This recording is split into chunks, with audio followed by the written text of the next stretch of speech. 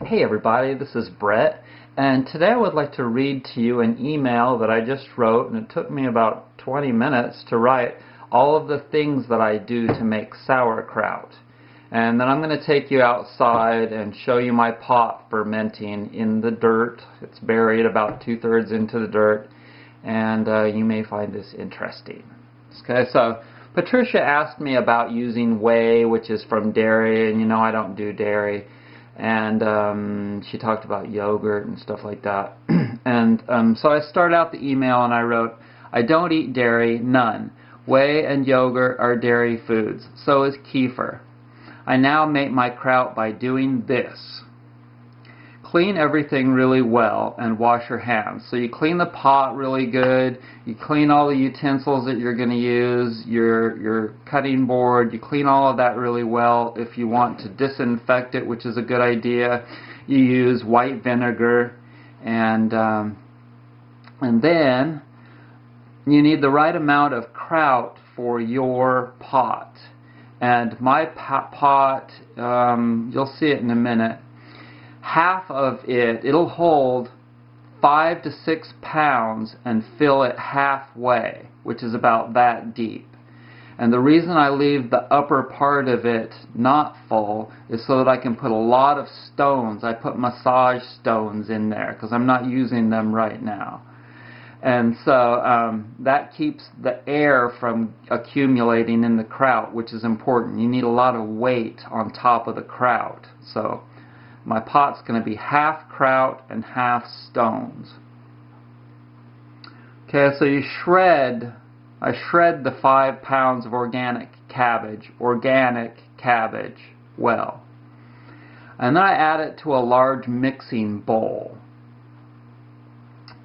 And then I add up to a pound of other shredded veggies if I want. You know, if I want some other vegetables like beets will make it red, so you should know that. Carrots, onion, garlic, whatever, you know, that you want to add. Then I add herbs like juniper berry and caraway, stuff like that is really good for kraut.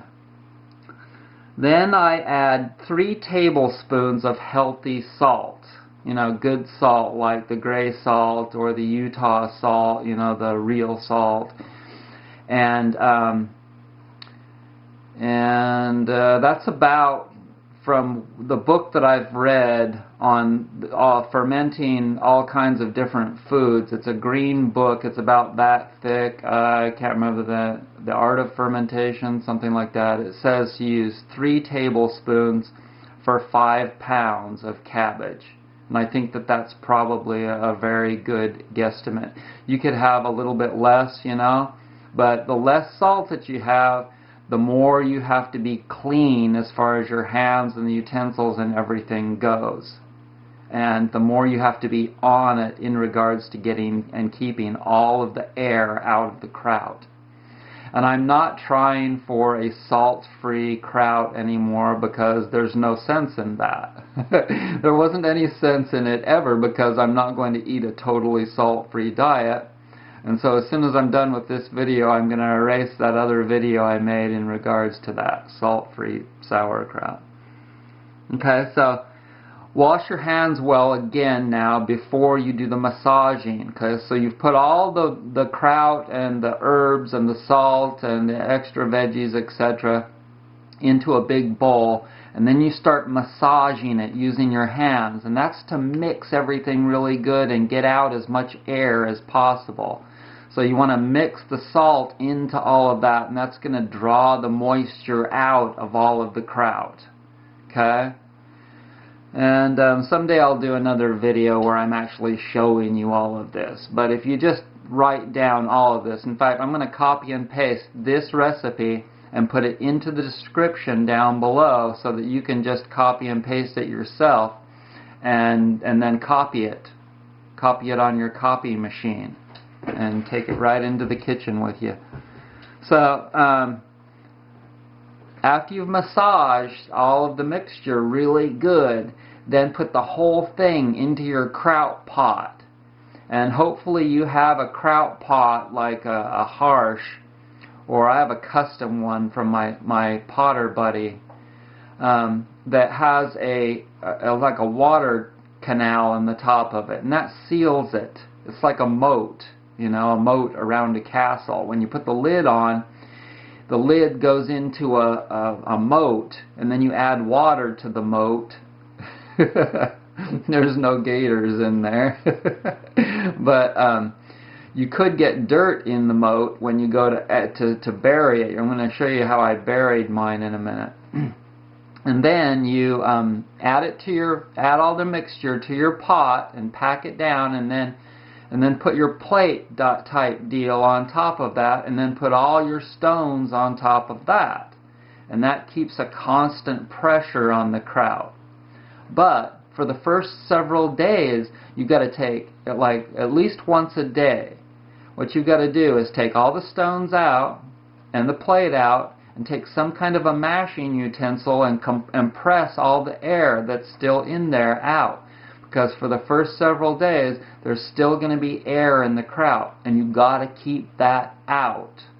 So at least once or twice a day for the first several days, you've got to take like a potato masher or something like that and mash it into the kraut, and you'll see all the air bubbles come up. You got to get all those air bubbles out. For the first several days, you've got to do that once or twice a day. And then after like 4 days, then you won't have any more air, any more oxygen at all in the kraut, and you don't have to do that ritual anymore. Then you just, you know, after each time, you put the plate back in, you put the stones back in, you put the lid back on, you put the water in the moat, and then let it sit. And so it takes about a month to get a good, for all the acidophilus to eat all the carbohydrates in the kraut and continue to multiply to get your maximum amount of acidophilus. Okay, so now I'm going to take you out, and that's all for that. Oh, and for the first several days, you want it to be in a little bit warmer of situation, about 65 degrees. For the first several days, you want it to be around 65 degrees. After that, you want it around like 55 to 62 degrees. And how I achieve that without having a root cellar, if you got a root cellar, you got it made. That means you're living out in the country, you know, and you got the whole homesteading thing going on. But if you got just a situation like this, what you do is you dig a hole. This is my cover. That's my cover to put over the top of the kraut, and I even bring some water out here so that I can add that to the mold. You got to keep the water. That's another thing. You got to keep the water in the moat so that it seals. Watch. Do you hear it? Watch. See a bubble back there? Okay. So that thing is about 12, 14 inches deep, that pot. And half of that is filled with kraut, and the other half is filled with the plate type deal and then the stones. And I just checked it a little while ago. I don't need to mash it anymore. There's no air in there. It's fermenting perfectly. It's been doing that for about 10, 11 days now. And the temperature of the earth is absolutely perfect. I learned that from the Koreans for doing the kraut. So then I just put that back on top to protect it from bugs and rain and all of that. And it's good to go. Around the first week of December, I'll have about 5 pounds. There's about 5.5 pounds of kraut in there. So I want to thank you so much for joining me. Hope you're well. Once again, that recipe will be in the description box.